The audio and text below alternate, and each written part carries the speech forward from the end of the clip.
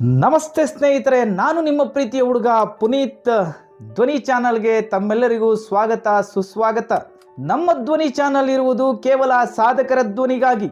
ಈಗಾಗಲೇ ನಮಗೆ ಗೊತ್ತಿದೆ, ಆ ಸಾಧಕರು ಸನ್ನಿಧಿ ಸತೀಶ್ ರವರು. ಸನ್ನಿಧಿ ಸತೀಶ್ಗೆ ಕೇವಲ 12 ವರ್ಷ ವಯಸ್ಸು. ಈಕೆ 12 ವರ್ಷ ವಯಸ್ಸಿನಲ್ಲೇ ಕರ್ನಾಟಕದ ಪ್ರತಿನಿಧಿಯಾಗಿ 56 ಸ್ವರ್ಣ ಪದಕಗಳನ್ನು ತನ್ನ ಮುಡಿಗೇರಿಸಿಕೊಂಡಿದ್ದಾಳೆ. ಹಾಗೂ ಅಸ್ಮಿತಾ ಖೇಲೋ ಇಂಡಿಯಾ ಸ್ಪರ್ಧೆಯಲ್ಲಿ ಕರ್ನಾಟಕದ ಪ್ರತಿನಿಧಿಯಾಗಿ ಸ್ವರ್ಣ ಪದಕವನ್ನು ಗೆದ್ದು ಈಗ ದೆಹಲಿಯಲ್ಲಿ ನಡೆಯುವ ರಾಷ್ಟ್ರ ಮಟ್ಟಕ್ಕೆ ತಯಾರಾಗಿ ನಿಂತಿದ್ದಾಳೆ. ಹಾಗಾದರೆ ಅವಳ ಬಾಲ್ಯದಿಂದ ಈಗಿನವರೆಗೆ ಆಕೆಯ ಸಾಧನೆಯ ಹಾದಿ ಹೇಗಿತ್ತು, ಆ ಸಾಧನೆಯ ಹಿಂದೆ ನಿಂತಿರ್ತಕ್ಕಂತಹ ಮಹಾ ಸಾಧಕರು ಯಾರು, ಅವಳ ಒಂದು ಪ್ರಯತ್ನದ ಫಲವಾಗಿ ಇಂದು ದಿಟ್ಟ ಹೋರಾಟದಲ್ಲಿ ನಮ್ಮ ಕರ್ನಾಟಕದ ಪ್ರತಿನಿಧಿಯಾಗಿ ದೆಹಲಿಯಲ್ಲಿ ಭಾಗವಹಿಸ್ತಾ ಇದ್ದಾಳೆ. ಹಾಗೆ ಸನ್ನಿಧಿ ಸತೀಶ್ ರವರನ್ನೇ ಕೇಳಿ ತಿಳಿಯೋಣ ಅವಳ ಕಠಿಣ ಹಾದಿಯ ಬಗ್ಗೆ, ಅವಳ ಹಿಂದೆ ನಿಂತಹ ವ್ಯಕ್ತಿಗಳ ಬಗ್ಗೆ. ಬನ್ನಿ ಸ್ನೇಹಿತರೆ. ಸನ್ನಿಧಿ ಸತೀಶ್ಗೆ ಕೇವಲ 12 ವರ್ಷ ವಯಸ್ಸು. 6ನೇ ತರಗತಿಯಲ್ಲಿ ಓದುತ್ತಿರುವ ಈ ವಿದ್ಯಾರ್ಥಿನಿ ಈಗಾಗಲೇ ಅಸ್ಮಿತಾ ಖೇಲೋ ಇಂಡಿಯಾ ವಲಯ ಮಟ್ಟವನ್ನು ಪೂರ್ಣಗೊಳಿಸಿ ದಿಲ್ಲಿಯಲ್ಲಿ ರಾಷ್ಟ್ರ ಮಟ್ಟದ ಸ್ಪರ್ಧೆಯನ್ನು ಭಾಗವಹಿಸಲು ಚಿಂತಾಮಣಿಯಿಂದ ಪ್ರತಿನಿಧಿ ಆಗ್ತಾ ಇದ್ದಾಳೆ. ಈಕೆ ಕರ್ನಾಟಕದ ಪ್ರತಿನಿಧಿ ಕೂಡ ಅನ್ನೋದು ನಮ್ಮ ಹೆಮ್ಮೆ. ಸನ್ನಿಧಿ, ಇಷ್ಟು ಚಿಕ್ಕ ವಯಸ್ಸಲ್ಲಿ ನೀನು ಯೋಗದಲ್ಲಿ ನ್ಯಾಷನಲ್ ಅಚೀವ್ ಮಾಡಿದ್ಯಾ ಅಲ್ವಾ? ಹಾಗಾದರೆ ನಿನಗೆ ಯೋಗದ ಬಗ್ಗೆ ಯಾವಾಗ ಆಸಕ್ತಿ ಮೂಡ್ತು ಪುಟ್ಟ? ನಾನು ಚಿಕ್ಕವಾಗಿದ್ದಾಗಿಂದಲೇ ಯೋಗ ಮಾಡ್ತಿದ್ದೆ. ಅಮ್ಮನೂ ಚಿಕ್ಕ ಕಾಂಪಿಟೇಷನ್ಸ್ ಕರ್ಕೊಂಡು ಹೋಗ್ತಿದ್ರು. ಹಂಗೆ ಹಂತವಾಗಿ ಸ್ಟೇಟು ನ್ಯಾಷನಲ್ಸು ಆ ಥರ ಕರ್ಕೊಂಡೋಗಿ ಅಲ್ಲಿ ನ್ಯಾಷನಲ್ಸಲ್ಲಿ ಅಚೀವ್ ಮಾಡಿದ್ದೀನಿ ಸರ್. ಸನ್ನಿಧಿ, ನಾನು ತುಂಬ ನಿನ್ನ ವಿಡಿಯೋಸನ್ನು ನೋಡಿದ್ದೀನಿ, ಅನೇಕ ಪ್ರೋಗ್ರಾಮ್ಸನ್ನು ನಾನು ನೋಡಿದ್ದೀನಿ. ನೀನು ಮಾಡೋದೆಲ್ಲ ಬಹಳ ಕಷ್ಟವಾಗಿರೋ ಆಸನಗಳನ್ನು ಮಾಡ್ತೀಯ. ನೀನು ಅಷ್ಟು ಕಷ್ಟವಾಗಿರೋ ಆಸನಗಳನ್ನು ಬಹಳ ಸಲೀಸಾಗಿ ನೀರು ಕುಡ್ದಂಗೆ ಮಾಡ್ತೀಯಲ್ಲ, ಇದೆಲ್ಲ ನಿನಗೆ ಯಾವ ರೀತಿ ಸಾಧ್ಯ ಆಯಿತು? ಅಮ್ಮ ನನಗೆ ಡೈಲಿ ಸ್ಟ್ರೆಚಿಂಗ್ಸು ಬೆಂಡಿಂಗ್ಸು ಎಲ್ಲ ಕೊಡ್ತಿದ್ರು. ನಾನು ಅದನ್ನು ಯೂಸ್ ಮಾಡ್ಕೊಂಡು ರೆಗ್ಯುಲರ್ ಪ್ರಾಕ್ಟೀಸ್ ಮಾಡ್ತಿದ್ದೆ. ಹಂಗೆ ಮಾಡ್ತಾ ಮಾಡ್ತಾ ಆಸನಗಳು ಕೂಡ ನಾನು ಜೊತೆಗೆ ಪ್ರಾಕ್ಟೀಸ್ ಮಾಡ್ತಾ ಈಗ ಆಸನಗಳೆಲ್ಲ ಈಸಿಯಾಗಿ ಮಾಡೋ ಥರ ನನಗಾಗಿದೆ.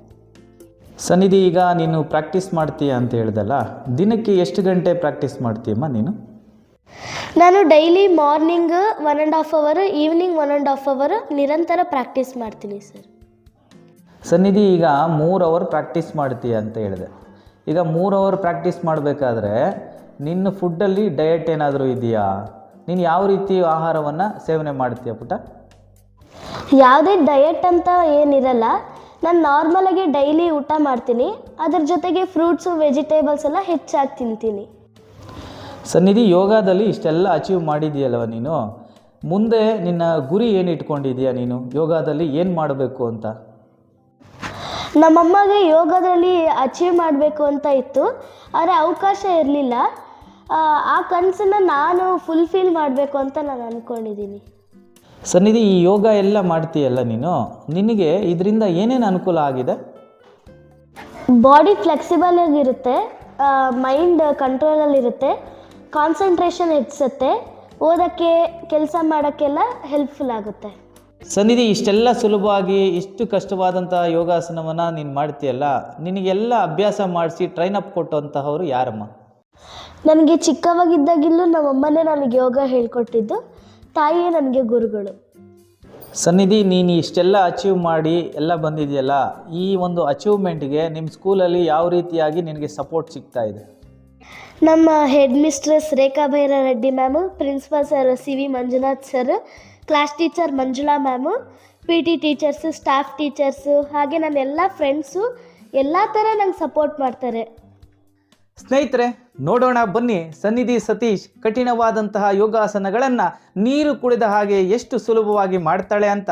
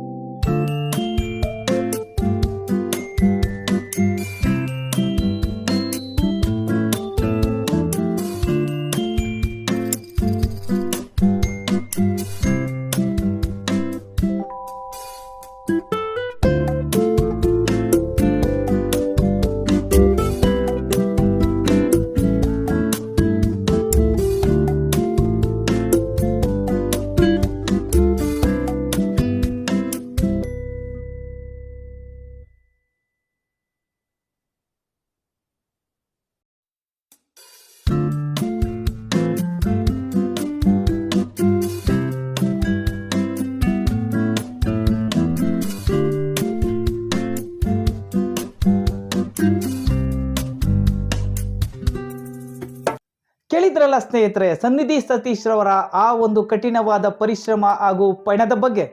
ಈಗ ನೇರವಾಗಿ ಅವರ ಪೋಷಕರೊಡನೆ ಕೇಳಿ ತಿಳಿಯೋಣ ಸನ್ನಿಧಿ ಸತೀಶ್ ರವರ ಬಗ್ಗೆ. ಬನ್ನಿ ಸರ್. ನಮಸ್ತೆ. ನಮಸ್ತೆ. ಆತ್ಮೀಯ ಸ್ನೇಹಿತರೆ, ನಮ್ಮೊಂದಿಗೆ ಸನ್ನಿಧಿರವರ ತಂದೆಯವರಾಗಿರ್ತಕ್ಕಂಥ ಸತೀಶ್ ಅವರು, ಹಾಗೆಯೇ ಅವರ ತಾಯಿ ಆಗಿರ್ತಕ್ಕಂಥ ಜ್ಯೋತಿ ಸತೀಶ್ ಅವರು, ಹಾಗೆ ಅವರ ತಂಗಿ ಆಗಿರ್ತಕ್ಕಂಥ ಪುಟಾಣಿ ಬಾಲಕಿ ಶರದಿ ನಮ್ಮೊಂದಿಗೆ ಇದ್ದಾರೆ. ಸನ್ನಿಧಿ ಬಗ್ಗೆ ಇನ್ನಷ್ಟು ಬಹಳಷ್ಟು ವಿಚಾರಗಳನ್ನು ಅವರ ಒಂದು ತಂದೆ ತಾಯಿಗಳಿಂದಲೇ ನಾವು ಕೇಳಿ ತಿಳಿಯೋಣ. ಬನ್ನಿ ಸ್ನೇಹಿತರೆ. ಮೇಡಮ್, ಜ್ಯೋತಿ ಮೇಡಮ್ ಅವರೇ, ಈಗಾಗಲೇ ಸನ್ನಿಧಿಯನ್ನು ನಾವು ಒಂದು ಕೆಲವು ಪ್ರಶ್ನೆಗಳನ್ನು ಕೇಳಿದಾಗ ಸನ್ನಿಧಿ ತನ್ನ ಉತ್ತರವನ್ನು ನೀಡಿರ್ತಾಳೆ. ನನ್ನ ತಾಯಿ ಕೂಡ ಯೋಗ ಗುರುಗಳು, ನನಗೆ ಗುರುಗಳು ಕೂಡ ಅವರೇ ಅಂತ ಹೇಳಿದ್ರು. ಆ ಸನ್ನಿಧಿಯ ಅಭ್ಯಾಸ ಯಾವ ರೀತಿ ಇತ್ತು ಅಂತ ಸ್ವಲ್ಪ ನಮಗೆ ತಿಳಿಸ್ಕೊಡಿ ಮೇಡಮ್. ನಾನು ಮೊದಲಿಗೆ ತಾಯಂದ್ರಿಗೆ ಯೋಗ ಕ್ಲಾಸ್ ಸ್ಟಾರ್ಟ್ ಮಾಡಿದ್ದೆ. ಆ ಟೈಮಲ್ಲಿ ನನ್ನ ಮಗುನು ಚಿಕ್ಕ ಮಗು ಆದ್ದರಿಂದ ಅವಳನ್ನು ನಾನು ಕರ್ಕೊಂಡು ಹೋಗ್ತಾಯಿದ್ದೆ. ಕರ್ಕೊಂಡು ಹೋಗುವಾಗ ತಾಯಂದ್ರ ಜೊತೆ ಇವಳು ಯೋಗ ಮಾಡ್ತಾಯಿದ್ಲು. ಅದನ್ನು ನೋಡಿ ನಾನು ಮನೆಯಲ್ಲಿ ಇವಳಿಗೆ ವಿಶೇಷವಾಗಿ ಕ್ಲಾಸನ್ನು ಪ್ರಾರಂಭ ಮಾಡೋಕ್ಕೆ ಸ್ಟಾರ್ಟ್ ಮಾಡಿದೆ. ಮೇಡಮ್, ನಿಮ್ಮ ಮಗಳು ಸನ್ನಿಧಿ ಮಾತಾಡಬೇಕಾದ್ರೆ ಒಂದು ವಿಚಾರವನ್ನು ತಿಳಿಸಿದ್ಲು. ನಮ್ಮ ತಾಯಿ ಕೂಡ ಯೋಗದಲ್ಲಿ ಅನೇಕ ಸಾಧನೆಗಳನ್ನು ಮಾಡಬೇಕು ಅಂತ ಕನಸನ್ನು ಕಟ್ಟಿಕೊಂಡಿದ್ರು.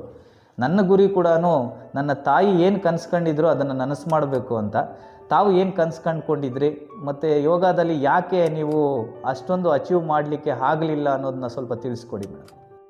ನಾನು ಸ್ಕೂಲ್ಗೆ ಹೋಗ್ತಾ ಇರಬೇಕಿದ್ರೆ 1ನೇ ಕ್ಲಾಸಿಂದನೇ ಯೋಗ ಕ್ಲಾಸ್ ಇತ್ತಲ್ಲಿ. ಆವಾಗಿಂದ ನನಗೆ ಯೋಗದಲ್ಲಿ ತುಂಬ ಇಂಟ್ರೆಸ್ಟ್ ಇತ್ತು. ಯೋಗನ ಚೆನ್ನಾಗಿ ಕಲ್ತ್ಕೊಂಡೆ. ಬಟ್ ದೊಡ್ಡವಳಾಗ್ತಿದ್ದಾಗೆ ನನಗೆ ಅವಕಾಶಗಳು ಆವಾಗ ಇಷ್ಟು ಇರಲಿಲ್ಲ, ಸಾಧನೆ ಮಾಡಲಿಕ್ಕಾಗಲಿಲ್ಲ. ಹಾಗಾಗಿ ನಾನು ಆ ಕನಸನ್ನೆಲ್ಲ ನನ್ನ ಮಗಳ ರೂಪದಲ್ಲಿ ನಾನು ನೋಡ್ತಾ ಇದ್ದೀನಿ. ಸತೀಶ್ ಸರ್, ಈಗ ನಿಮ್ಮ ಮಗಳ ಸ್ವಭಾವ, ಮಕ್ಕಳು ಇಷ್ಟೆಲ್ಲ ಆಕ್ಟಿವ್ ಆಗಿದ್ದಾರೆ, ಮನೆಯಲ್ಲಿ ಮಕ್ಕಳು ಯಾವ ರೀತಿ ಇರ್ತಾರೆ ಸರ್? ಸನ್ನಿಧಿ ಮತ್ತು ಶರದಿ ತುಂಬ ಆಕ್ಟಿವ್, ಪಾದರಸದ ರೀತಿಯಲ್ಲಿ ಕೆಲಸ ಮಾಡ್ತಾರೆ. ಬೆಳಗ್ಗೆ ಎದ್ದಾಗಿಂದ ರಾತ್ರಿ ಮಲಗೋವರೆಗೂ ಅಮ್ಮ ಹೇಳಿದ ಕೆಲಸವನ್ನು ಮಾಡುತ್ತಾ, ಜೊತೆಗೆ ಆಟದ ಜೊತೆಗೆ ಪಾಠ ಅನ್ನೋ ರೀತಿಯಲ್ಲಿ ಯಾವ ರೀತಿ ಅಂತಂದರೆ ಯೋಗವನ್ನು ನಲಿಯುತ್ತಾ ಕಲಿ ಆ ರೀತಿ ಕಲ್ತ್ಕೊಂಡು ಇವತ್ತಿಷ್ಟು ದೊಡ್ಡ ಮಟ್ಟದ ಒಂದು ಸಾಧನೆಯನ್ನು ಮಾಡಿದ್ದಾರೆ. ಸರ್, ಸನ್ನಿಧಿ ಈಗಾಗಲೇ 12 ವರ್ಷ ವಯಸ್ಸು, 6ನೇ ತರಗತಿ ಓದ್ತಾ ಇದ್ದಾಳೆ. ರಾಷ್ಟ್ರ ಮಟ್ಟದಲ್ಲಿ ಅನೇಕ ಪದಕಗಳನ್ನು ತಂದುಕೊಟ್ಟಿದ್ದಾಳೆ. ತಾವು ಇನ್ನು ಮುಂದಿನ ದಿನಗಳಲ್ಲಿ ಸನ್ನಿಧಿಯನ್ನು ಯಾವ ಸ್ಥಾನದಲ್ಲಿ ನೋಡಬೇಕು ಅಂತ ಅಂದ್ಕೊಂಡಿದ್ದೀರಿ? ಆಗಲೇ ನಿಮ್ಮ ಚಿಕ್ಕ ಮಗಳು ಕೂಡ ಯೋಗದಲ್ಲಿ ಬಹಳ ನುರಿತವಾದಂತಹ ಒಂದು ಯೋಗವನ್ನು ಮಾಡ್ತಾ ಇದ್ದಾಳೆ. ಶರದಿಯನ್ನು ಯಾವ ಸ್ಥಾನದಲ್ಲಿ ನೋಡಬೇಕು ಅಂತ ತಾವು ಅಂದ್ಕೊಂಡಿದ್ದೀರಾ ಸರ್? ಈಗಾಗಲೇ ಸನ್ನಿಧಿ ರಾಷ್ಟ್ರ ಮಟ್ಟದ ಪ್ರತಿಭೆ ಅನ್ನೋದು ನಮಗೆಲ್ಲ ಗೊತ್ತಿರತಕ್ಕಂಥದ್ದು. ಮುಂದೆ ಈ ರಾಷ್ಟ್ರಕ್ಕೆ ಕೀರ್ತಿಯನ್ನು ತರುವ ರೀತಿಯಲ್ಲಿ ಒಂದು ಸಾಧಕಳಾಗಿ ಮುಂದುವರಿಬೇಕು ಅಂತಕ್ಕಂಥ ನಮ್ಮ ಕುಟುಂಬದ ಆಸೆ. ಹಿರಿಯಕ್ಕನ ಚಾಳಿ ಮನೆ ಮಂದಿಗೆಲ್ಲ, ಅಕ್ಕನ ಹಾದಿಯಲ್ಲೇ ತಂಗಿಯೂ ಕೂಡ ಸಾಧನೆ ಮಾಡ್ತಾಳೆ ಅಂತಕ್ಕಂಥ ಒಂದು ಅಭಿಲಾಷೆ ನಮಗೆಲ್ರಿಗೂ ಇದೆ. ಅಕ್ಕನಿಗಿಂತ ಕಡಿಮೆ ಏನಿಲ್ಲ ಅಂತ ಇಷ್ಟು ಚಿಕ್ಕ ವಯಸ್ಸಿನಲ್ಲೇ ಶರದಿ ಈಗಾಗಲೇ ಸರದಿಗೆ ಬಂದಿದ್ದಾಳೆ. ಆಕೆಯನ್ನು ಕೇಳಿ ತಿಳಿಯೋಣ. ಬನ್ನಿ. ಯೋಗಾಸನ ಮಾಡ್ತೀಯಾ? ಯಾವ್ಯಾವ ಯೋಗಾಸನ ಮಾಡ್ತೀಯಾ? ಎಲ್ಲ ಅಂದರೆ ಯಾವುದು ಇಷ್ಟ ನಿಂಗೆ? ಅದರಲ್ಲಿ ಎಲ್ಲವೂ ಇಷ್ಟ. ಕಷ್ಟ ಯಾವುದು? ವೆರಿ ಗುಡ್, ಎಲ್ಲ ಮಾಡ್ತೀಯಾ. ಅಕ್ಕ ಅಂದರೆ ಇಷ್ಟನಾ? ಇನ್ನು ಸನ್ನಿಧಿ ಸತೀಶ್ ಶಾಲೆಯಲ್ಲಿ ಎಂತಹ ಸ್ವಭಾವದವಳು ಹಾಗೂ ಅವರ ಸ್ನೇಹಿತರೊಂದಿಗೆ ಯಾವ ರೀತಿ ಲವಲವಿಕೆಯಿಂದ ಇರ್ತಾಳೆ ಹಾಗೂ ವಿದ್ಯಾಭ್ಯಾಸದಲ್ಲಿ ಯಾವ ರೀತಿಯಾಗಿರ್ತಾಳೆ ಅಂತ ಅವರ ಶಿಕ್ಷಕರನ್ನ ನೇರವಾಗಿ ಸಂದರ್ಶನ ಮಾಡಿ ತಿಳಿಯೋಣ. ಬನ್ನಿ ಸ್ನೇಹಿತರೆ. ಯೋಗಾಸನದಲ್ಲಿ ಭಾಳ ಆಕ್ಟಿವ್ ಆಗಿದ್ದಾಳೆ. ಇಲ್ಲಿ ಯೋಗಾಸನ ಅಂತ ಹೇಳಿದ್ರೆ ನಮ್ಮ ಶಾಲೆಗಿಂತ ಅವ್ರ ತಂದೆ ತಾಯಿನೇ ಭಾಳ ಹೆಚ್ಚಿನ ರೀತಿಯಲ್ಲಿ ಅವಳಿಗೆ ತರಬೇತಿಯನ್ನು ಗೊಳಿಸಿ ಸಿದ್ಧತೆಯನ್ನು ಮಾಡ್ತಾರೆ. ನಾವು ಅವಳಿಗೆ ಅದಕ್ಕೆ ಬೆನ್ನೆಲುಬಾಗಿ ಅವಳಿಗೆ ಏನು ಸಪೋರ್ಟ್ ಬೇಕು ಅದನ್ನು ಮಾಡ್ತಾಯಿದ್ದೀವಿ. ಯೋಗಾಸನಗಳು ಮತ್ತು ನಮ್ಮ ಗೌರ್ಮೆಂಟ್ ಆಫ್ ಕರ್ನಾಟಕ ಕಂಡಕ್ಟ್ ಮಾಡ್ತಕ್ಕಂಥ ಯೋಗಾಸನ ಸ್ಪರ್ಧೆಗಳು, ನಮ್ಮ ಎಜುಕೇಷನ್ ಡಿಪಾರ್ಟ್ಮೆಂಟ್ ಮಾಡ್ತಕ್ಕಂಥ ಯೋಗಾಸನ ಸ್ಪರ್ಧೆಗಳು, ಹೀಗೆ ವಲಯ ಮಟ್ಟ, ತಾಲೂಕು ಮಟ್ಟ, ಜಿಲ್ಲಾ ಮಟ್ಟ, ವಿಭಾಗ ಮಟ್ಟ, ರಾಜ್ಯ ಮಟ್ಟ, ಅಂತಾರಾಷ್ಟ್ರೀಯ ಮಟ್ಟಕ್ಕೆ ಈ ರೀತಿ ಎಲ್ಲ ಸ್ಪರ್ಧೆಗಳಿಗೆ ಅವಳು ಪ್ರತಿ ವರ್ಷ ಹೋಗ್ತಾ ಇದ್ದಾಳೆ. ಹೆಚ್ಚು ಕಡಿಮೆ ಅವಳ ಮನೇಲಿ ಹೆಚ್ಚು ಕಡಿಮೆ ಒಂದು 100 ಮೆಡಲ್ಗಳು ಮತ್ತು ಸರ್ಟಿಫಿಕೇಟ್ಗಳು, ಪ್ರೈಸಸ್ಗಳು ತುಂಬ ಇದೆ. ಮತ್ತು ಸ್ಪೋರ್ಟ್ಸಲ್ಲೂ ಕೂಡ ತುಂಬ ಚೆನ್ನಾಗಿ ಎಲ್ಲ ರೀತಿಯ ಸ್ಪರ್ಧೆಗಳಲ್ಲಿ ಭಾಗವಹಿಸ್ತಾಳೆ. ಅಕ್ಕ ಮತ್ತು ತಂಗಿ ಇಬ್ಬರು ಕೂಡ ಅದೇ ರೀತಿ ಸ್ಪೋರ್ಟ್ಸಲ್ಲಿ ಭಾಗವಹಿಸ್ತಾ ಇದ್ದಾರೆ. ಅದಕ್ಕೆ ನಾವು ಅವಳಿಗೆ ತುಂಬ ಸಪೋರ್ಟ್ ಮಾಡ್ತಾ ಇದ್ದೀವಿ sir. Happy to announce Sannidhi sir. Sannidhi, who has credited with remarkable achievements not only in Yogasana. Now her discipline and dedication and hard work also. Now she got many awards, sir. Recently she took part in Kelo Asmita Kelo India. She got first place. Now she and also she is also took part in national level at Delhi Asmita Kelo India, sir.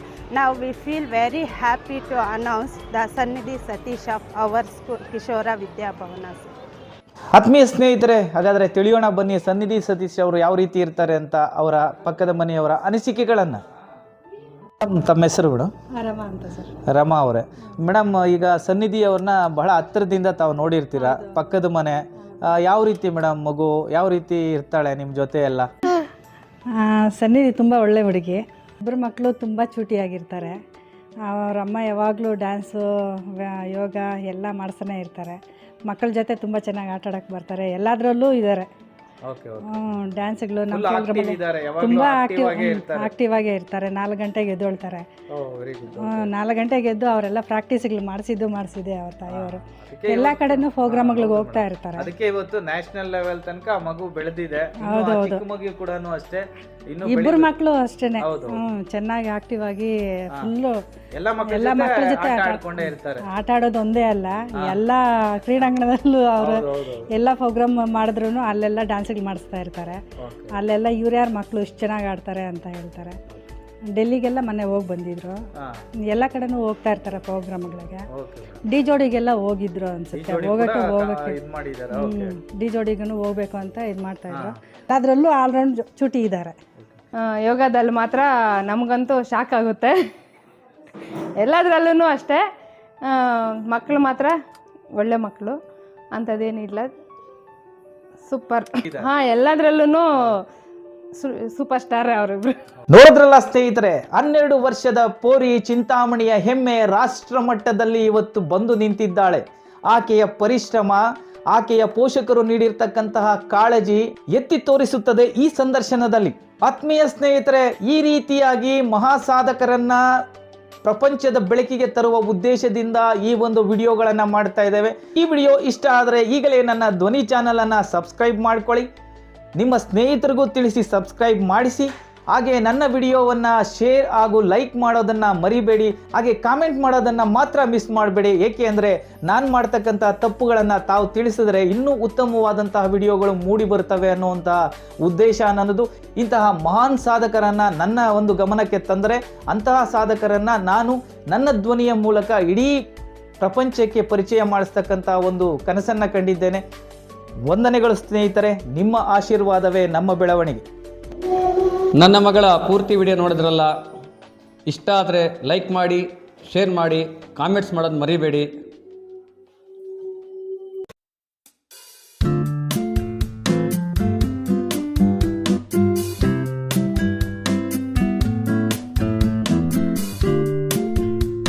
ನನ್ನ ಪೂರ್ತಿ video ಇಷ್ಟ ಆಗಿದೆ ಅಂತ ಅನ್ಕೊಳ್ತೀನಿ. Like ಮಾಡಿ, share ಮಾಡಿ, comment ಮಾಡಿ. Bye. Thank you.